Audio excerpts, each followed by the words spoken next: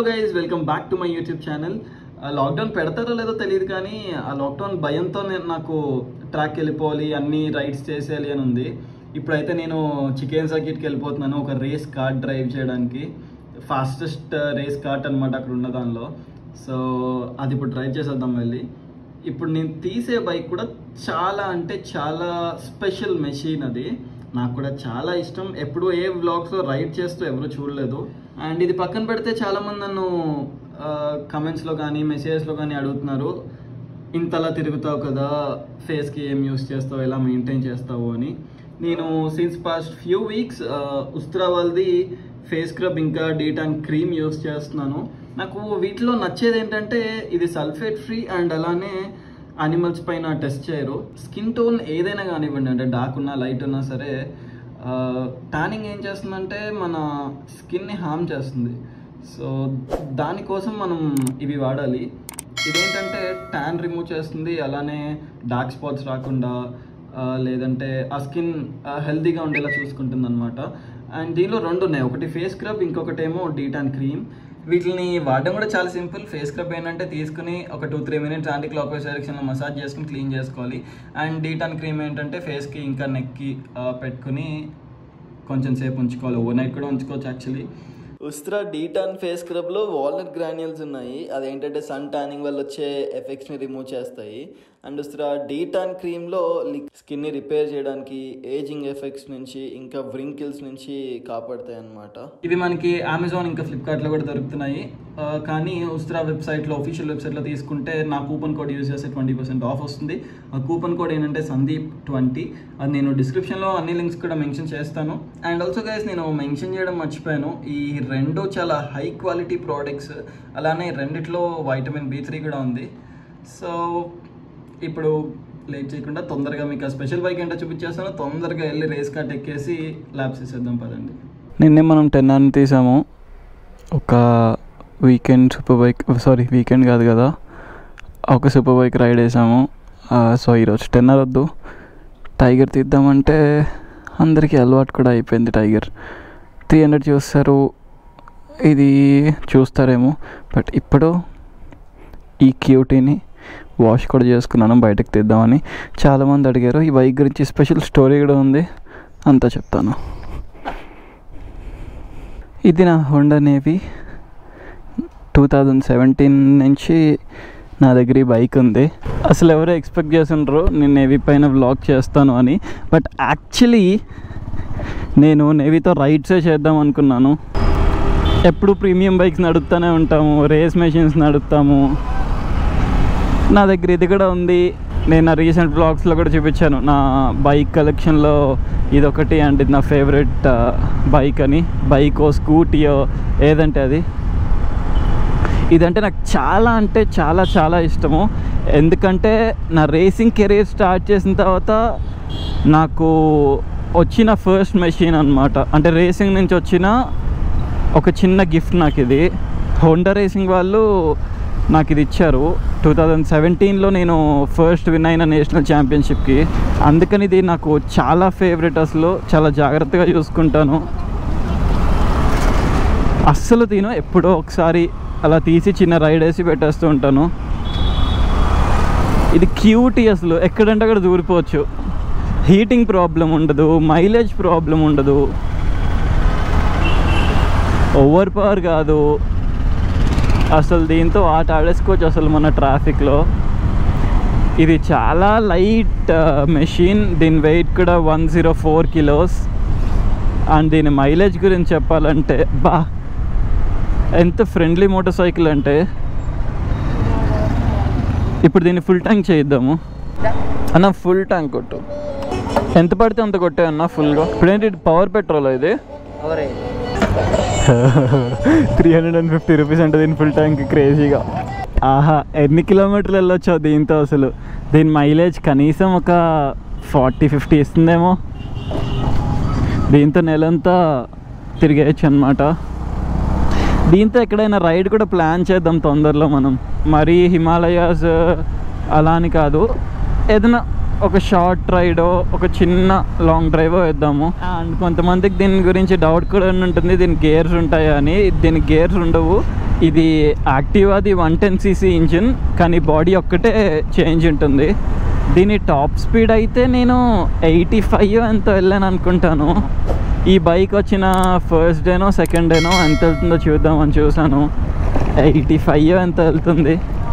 చాలు ఈ క్యూటీ అంత ఫాస్ట్ వెళ్ళడం. బా పొల్యూషన్ మొత్తం ఈయన బండిలోనే ఉంది. అండ్ మర్చిపోయాను, నేను ఇప్పుడు ఎక్కడికి వెళ్తున్నానో చెప్పలేదు కదా. మనం ఇప్పుడు చికెన్ సర్క్యూట్కి వెళ్తున్నాము. ఎందుకంటే నాకు భయం పట్టుకుంది అనమాట, మళ్ళీ లాక్డౌన్ పెట్టేస్తే నాకు రైడ్ చేయడానికి ఉండదు, ట్రాక్ వెళ్ళడానికి ఉండదు అని. సో చికెన్ సర్క్యూట్కి వెళ్ళి రేస్ది ఒక గోకార్ట్ ఉంటుంది కదా, అది లెవెల్ 3ది 28 HP రోటాక్స్, దాంతో ఫుల్గా ప్రాక్టీస్ చేసుకుని వచ్చేద్దాము. రీసెంట్గా కూడా నేను ట్రాక్ డేకి వెళ్ళలేదు, కోవిడ్ కూడా ఎక్కువ ఉంది అని. నాకు అలా వీక్ ఒకసారి ఫుల్ థ్రోట్లు ఇవ్వకపోతే అసలు తిన్న తరగదు, నిద్ర కూడా పట్టదు అనమాట. నిన్న రైడ్ వెళ్ళినా సరే నాకు సరిపోలేదు. ట్రాక్ వెళ్దాం అనుకుంటున్నాను. అలానా చాలామంది నేవీ పైన రైడ్ కూడా అడిగారు కాబట్టి నేవీ వేసుకుని ఇప్పుడు ట్రాక్కి వెళ్ళి ఆ రేస్ మెషిన్ డ్రైవ్ చేసుకుని మళ్ళీ వెనక్కి వచ్చేద్దాము. కానీ దీనిపైన 35 kilometers వెళ్ళాలంటే 2 రోజులు పట్టేస్తున్నాము. అసలు వెళ్ళట్లేదు. 50 వెళ్ళాలంటే అమ్మో చాలా రోజులు అయిపోయింది. అంటే ఒక స్లో మెషిన్ డ్రైవ్ చేసి, but still fun to ride, కానీ అది అలవాటు అయిపోయి ఇది కొంచెం అడాప్ట్ అవ్వడానికి టైం పడుతుంది. కానీ యాక్చువల్లీ పీస్ఫుల్ ఇది. గేర్లు షిఫ్టింగ్ ఉండదు, మన ఆర్మ్స్ పైన ప్రెషర్ ఉండదు. అసలు మెయిన్ ఇంపార్టెంట్ థింగ్ ఏంటంటే పోలీసు వాళ్ళతో పంచాయతీ ఉండదు. ఎప్పుడు సూపర్ బైక్ తీసినా సరే ఎక్కడైనా పోలీసు వాళ్ళు ఉన్నారు, ఫస్ట్ నా కళ్ళు అక్కడికి వెళ్ళిపోతాయి అన్నమాట. ఇప్పుడు పిచ్ లైట్ అసలు యాక్చువల్లీ చూడండి, ఇది కూడా మంచి పవర్ఫుల్గానే ఉంది. అంటే ఈజీగా 80కి వెళ్తుంది. 80 చాలా స్లో, చాలా ఎక్కువ. ఈ స్పాట్ నేను జీవితంలో మర్చిపోలేని స్పాట్ అనమాట. నా కాలేజ్ డేస్లో ఇదే ప్లేస్లో నాకు యాక్సిడెంట్ అయింది. ఒక లారీని గుద్దేశాను. అప్పుడు ఇదంతా సింగిల్ రోడ్. చాలా బ్యాడ్ యాక్సిడెంట్ అది. నా బాడీ పైన ఫస్ట్ సర్జరీ ఆ యాక్సిడెంట్ వల్ల స్టార్ట్ అయిందనమాట. అసలుకే లేట్ అయిందనుకుంటే ఈ రైల్వే గేట్ ఓపెనింగ్ దగ్గరికి వచ్చి పడ్డాం. ఇప్పుడు ట్రైన్ ఎప్పుడు వెళ్ళాలి, నేను ఎప్పుడు వెళ్ళాలి? అయ్యో బాబోయ్, ఇంత లవ్. ఇలాంటి హార్న్ వేయించాలి టైగర్కి. ఇప్పుడు అటాక్ చేస్తారేమో, డైరెక్ట్ గుద్దేస్తారేమో వచ్చి. టూ మచ్ చాలే. ఓ గైస్, మనమైతే ఆల్మోస్ట్ చికెన్ సర్క్యూట్కి వచ్చాము. లోపలికి వెళ్ళిందో చూడాలి, క్లోజ్ అయిపోయే టైము లేదంటే ఓపెన్ అయి ఉంటుందో. Go karting uncle. ట్రాక్ అయితే ఖాళీగా ఉంది నా కోసం. ఈరోజు ఒక పని చేద్దాం. ఎప్పుడు ఒకటే కెమెరా యాంగిల్ చూస్తారు కదా గోప్రోది, సో ఈసారి 2 పెడతాం. ఫ్రంట్ యాంగిల్ ఒకటి, వెనకాల యాంగిల్ ఒకటి. ఫన్ ఉంటుంది.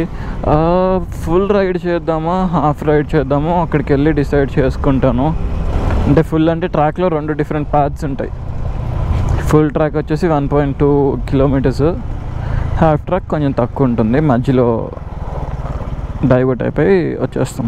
క్లోజ్ అయిపోయిందన్నా? క్లోజ్ అయిందా? ఉంది కదా. నాకు 6 నెంబర్ది ఆయన 6 నెంబర్ది రోటాక్స్ ఇవ్వచ్చు కదా. ఇది మనం తీసుకెళ్ళే కార్ట్. ఎప్పుడు హాఫ్ ట్రాక్ చేస్తాము, ఇప్పుడు ఫుల్ ట్రాక్ చేద్దాము. గోప్రో ఇంకొక యాంగిల్ కూడా పెడతాను.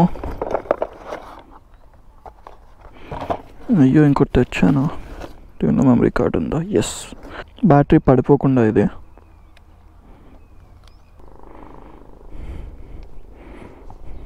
ఇది కూడా ఉంచేసాను, అన్న పడిపోతుంది మళ్ళీ.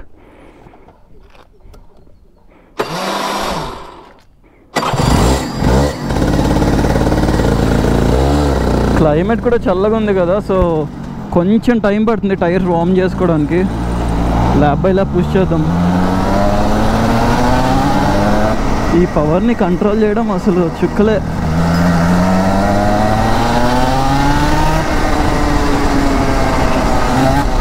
ఓ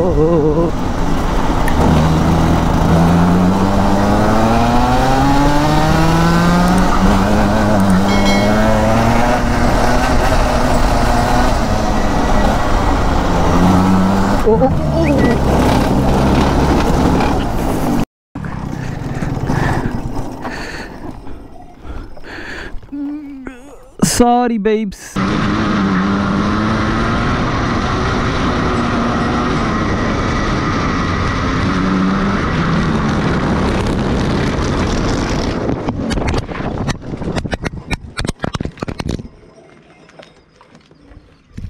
సారీ బేబ్స్. అయ్యయ్యో, ఇరిగిపోయిందా? లేదులేండి, తర్వాత తీసుకుంటా దీన్ని. ఇరిగిపోయిందని అక్కడ ఒక ముక్క పడింది ఎక్కడో, ఒకటి ఇక్కడ పాడేసాం, వెళ్ళేప్పుడు తీసుకుంటా.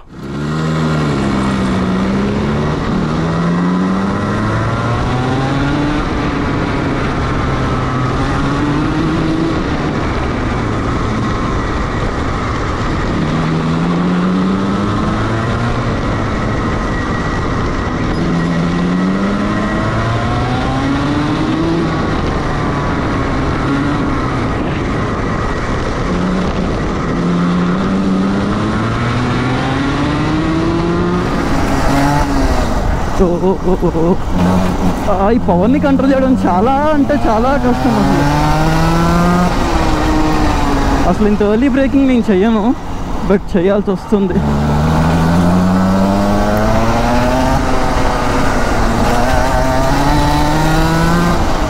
ఈ మధ్య కార్ రేసింగ్ పైన పిచ్చి పట్టుకుంటుంది ఏంటో నాకు.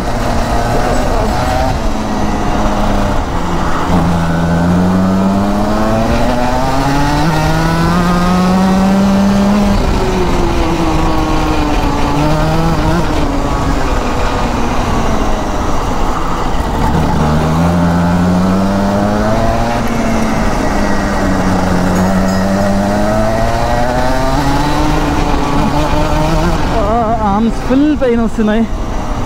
దీనికే ఫిట్నెస్ చాలా ఇంపార్టెంట్. దీనికి ఒక్క చిన్న మిస్టేక్ చేసామంటే మొత్తం స్పాయిల్ అయిపోతుంది.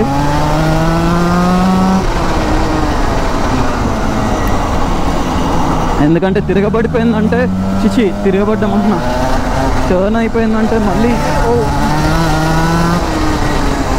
మళ్ళీ కార్ట్ని స్టార్ట్ చేసి వెళ్ళాలి కదా, దానికి టైం సరిపోదు.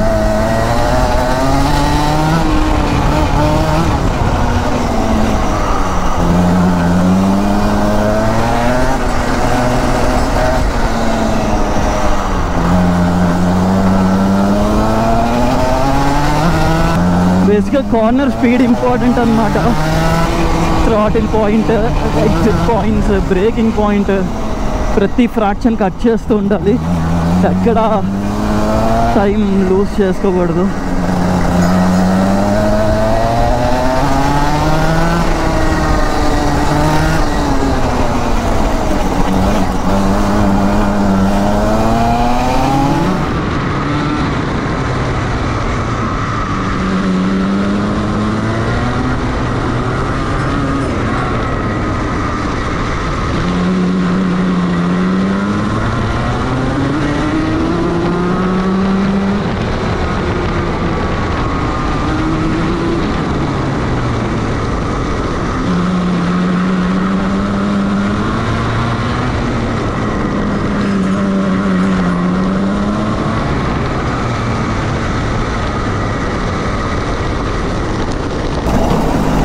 ఫైనలీ ఒక మంచి సాటిస్ఫైయింగ్ డే.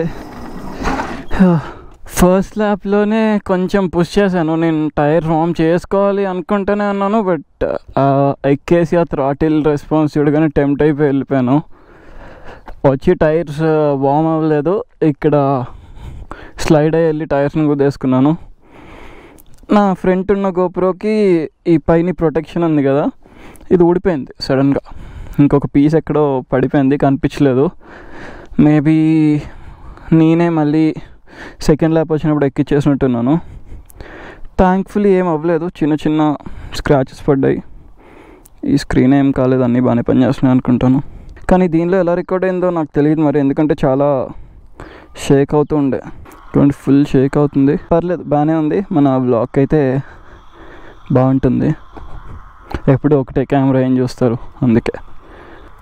సో అది ఈరోజు ప్రాక్టీస్ సంగతి. మనకి మన క్యూట్ లిల్ బేబీ అక్కడ వెయిట్ చేస్తుంది మన కోసం, అండ్ చీకటి పడిపోబోతుంది.